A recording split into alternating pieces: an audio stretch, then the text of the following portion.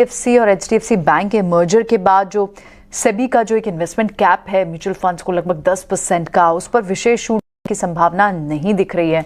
अंकुर details के साथ एक बार हमारे साथ बने हुए हैं। अंकुर से अब एक बार आइए समझते हैं। अंकुर बताएं। जी हाँ, सूत्र हमें यही बता रहे हैं कि मार्केट रेगुलेटर सेबी बिलीव करता है कि जो 10% इन्वेस्टमेंट नॉर्म है सिंगल स्टॉक में, वो एचडीएफसी और एचडीएफसी बैंक के मर्जर के बाद भी म्यूचुअल फंड्स पूरा कर सकते हैं। आपको हम बता दें कि सेबी के नियमों के मुताबिक किसी भी स्टॉक में 10% से ज़्यादा का निवेश नहीं कर सकते हैं फंड हाउसेस, और इसीलिए जो म्यूचुअल फंड्स को चिंता वो यही थी कि एक बार जो मर्जर अनाउंस हो जाता है तो उनको अपने जो पोर्टफोलियो है उनको बैलेंस करना पड़ेगा, और वो 10% की जो लिमिट है वो किसी फंड हाउसेस में ब्रीच हो सकती है। इसलिए एक बैठक हुई थी सेबी के साथ, और जो सेबी की तरफ से फीलर्स हैं वो यही आ रहे हैं कि किसी भी तरीके का एग्जेम्पशन नहीं मिलने वाला है उस लिमिट को ब्रीच करने के लिए, क्योंकि सेबी का मानना यही है कि ऑलरेडी म्यूचुअल फंड को करीब 30 दिनों का समय मिलता है, क्योंकि ये पैसिव ब्रीच है, मतलब कोई जानबूझ के कोई लिमिट ब्रीच नहीं कर रहा है।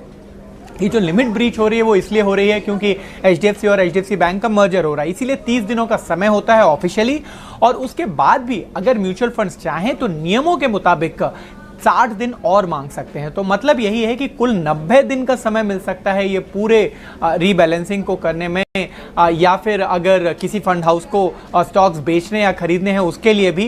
तो चूंकि 90 दिन की विंडो उपलब्ध है इन ऑल, अगर म्यूचुअल फंड्स चाहें, तो सेबी का मानना यही है कि यहाँ पे कोई स्पेशल एग्जेम्पशन नहीं मिलने वाला है।